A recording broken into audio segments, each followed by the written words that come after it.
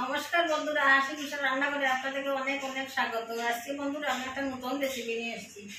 আজকে আমি বানাবো শিং মাছ আর আলু পেঁপে দিয়ে রসা। আসেন আপনাদেরকে দেখাই।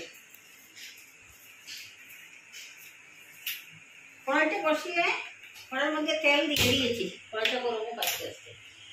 এদিকে দেখেন আমি পেঁপে আর আলু কেটে একটুখানি বয়েল করে রেখেছি। আর এই যে শিং মাছকে আমি নুন হলুদ দিয়ে রেন্ট করে রেখেছি। আমাদের এখানে কাটাই পাওয়া যায়, আস্তা দেখাতে পারবো না বন্ধুরা, আমরা কাটা কিনে নিয়ে আসি। আর তো মশলাপাতি যা লাগবে আমি পরে বলবো, বলে বলে আপনাদেরকে দেখাবো। তখন আমি আলু আর পেঁপে একটুখানি লাইট হালকা ভাজা করে বলবো। একটু ভাজা করে তরকারি রসাটা খুব ভালো হয়।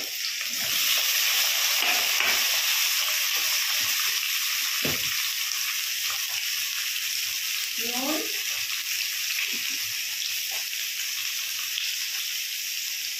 হলুদ গুঁড়ো,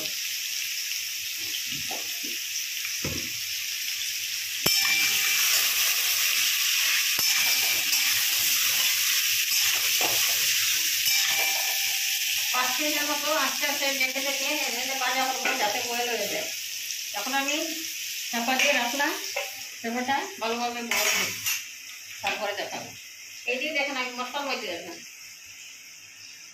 জিরে, ধনে, দালচিনি একসঙ্গে গুঁড়ো করে আছে, অল্প জিরে গুঁড়ো হালকা দিয়েছি এক্সট্রা, নুন, জাল লঙ্কার গুঁড়ো, হলুদ।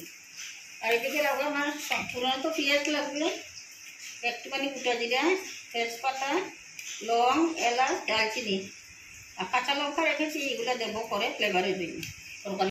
বন্ধুরা 5 মিনিটের মতো চাপা দিয়ে রেখেছিলাম। এখন আমার যতটুকু প্রয়োজন ততটুকু ভাজা হয়ে গেছে। এখন নামিয়ে আমি মাছগুলোও ভাজা করবো। এই যে দেখুন,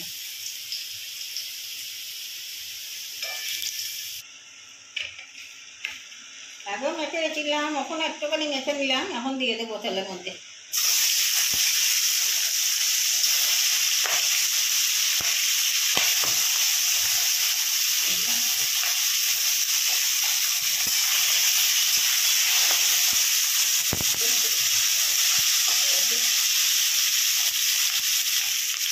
বন্ধুরা আমার মাছটা পুরোটা করে ভাজা হয়ে গেছে। এখন নামিয়ে তরকারিটা বসাবো। এই যে তখন মাছ আর সবজি একসঙ্গে আমি ভাজা করে রেখেছি। এখন একটুখানি তেল বেঁচেছে মাছ ভাজা হলে, এই তেলের মধ্যে আমি আবার তেল দিয়ে দেবো, দিয়ে তরকারি বসানোর ইয়ে করবো। গোটা জিরা,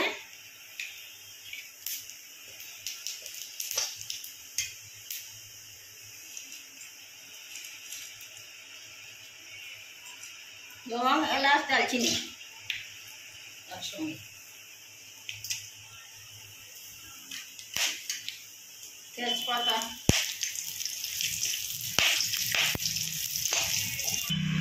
বন্ধুরা মশলাটা আগেই দেখিয়েছি। এখন মশলার মধ্যে একটুখানি জল দিয়ে মশলাটাকে একটুখানি পেস্টের মতো বানিয়ে নেব, তাহলে ভালো হবে, কষাতে ভালো হবে।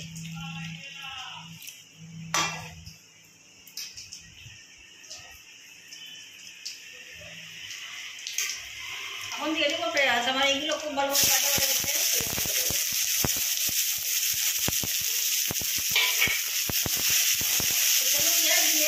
পেঁয়াজগুলো খুব ভালো করে লাল লাল হয়ে গেছে। এখন আমি গুঁড়া মশলাটা দিই।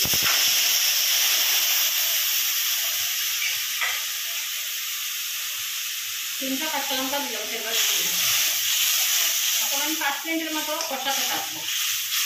কষি কষি যখন একটুখানি জল শুকিয়ে আসছে তখন সবজি দিয়ে দেবো।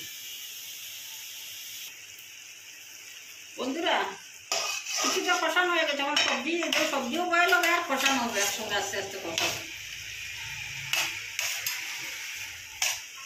তাহলে আমার 2টা কাজ একসঙ্গে হবে, সবজিগুলো বয়েল হয়ে যাবে, এটা কষানো হয়ে যাবে।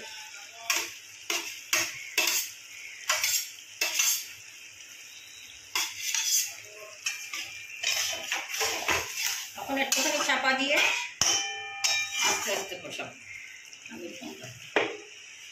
বন্ধুরা আমি চাপা দিয়ে রেখেছিলাম, 2 মিনিট পর চাপা উঠিয়ে তখন মশলাটা একদম কষে গেছে। এখন আস্তে আস্তে একটুখানি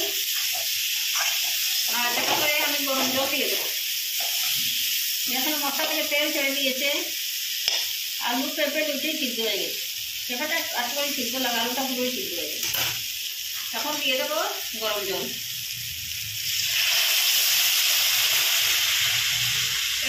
এই জাতীয় তরকারিতে গরম জল দেবে, রসা জাতীয় তরকারিতে গরম জল দিলে তরকারির স্বাদটা ভালো হবে।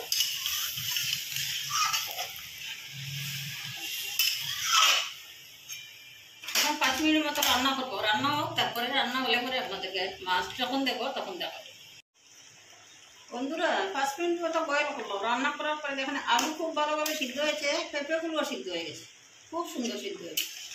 এখন মাছ দিয়ে দেবো, দিয়ে 2 মিনিটের মতো ফুটাবো, ফুটিয়ে নামিয়ে আপনাদেরকে দেবো।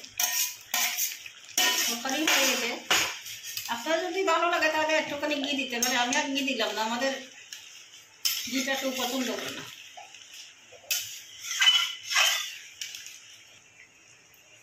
বন্ধুরা আমার তরকারি রেডি, এখন আমি তেলটা বন্ধ করে 5 মিনিট চুলার উপরে রাখবো, তারপরে পরিবেশন করে আপনাদেরকে দেবো। ভালো লাগছে নাকি দেখতে, এইভাবে বানিয়ে খেয়ে দেখবেন কীরকম লাগে। বন্ধুরা দেখেন আমি পরিবেশন করে দিয়েছি, কেমন লাগছে দেখেন, ভালো লাগছে নাকি?